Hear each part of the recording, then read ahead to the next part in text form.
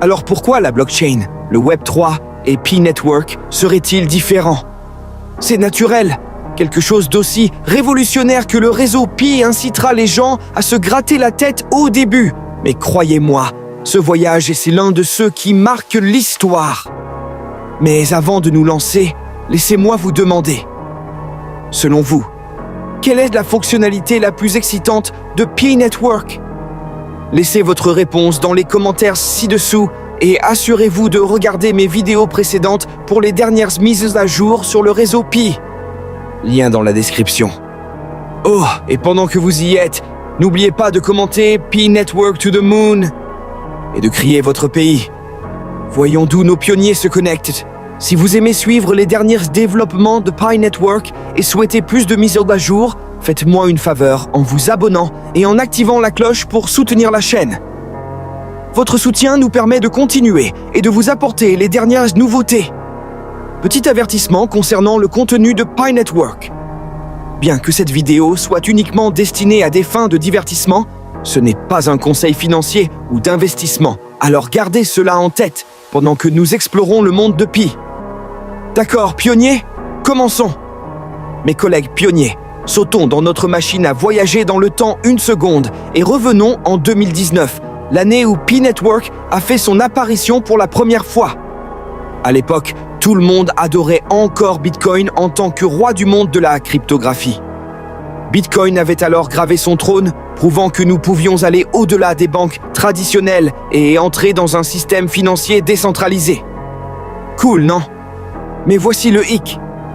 Bien que Bitcoin nous ait montré ce qui était possible, il n'a pas vraiment résolu les problèmes plus complexes auxquels nous sommes confrontés aujourd'hui.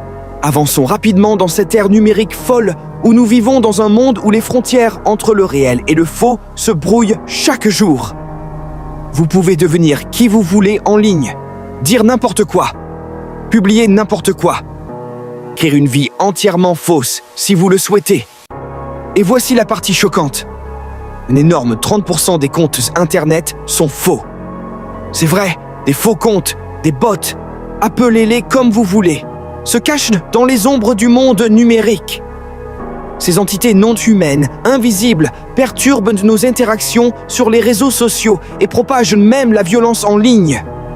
C'est un gros problème, en particulier pour les jeunes qui peuvent se retrouver piégés dans le côté obscur du web, menant à de l'anxiété, de la dépression ou pire encore.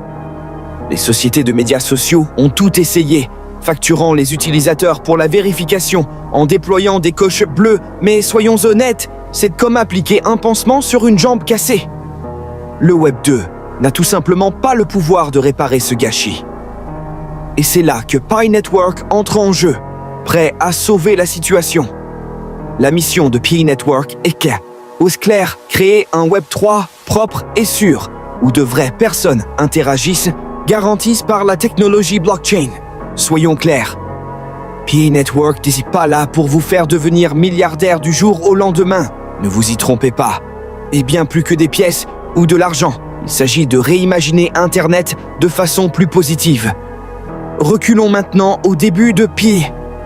Imaginez ceci, pas de budget pour des publicités flashy, pas de capital risque pour y jeter de l'argent, juste du pur esprit pionnier.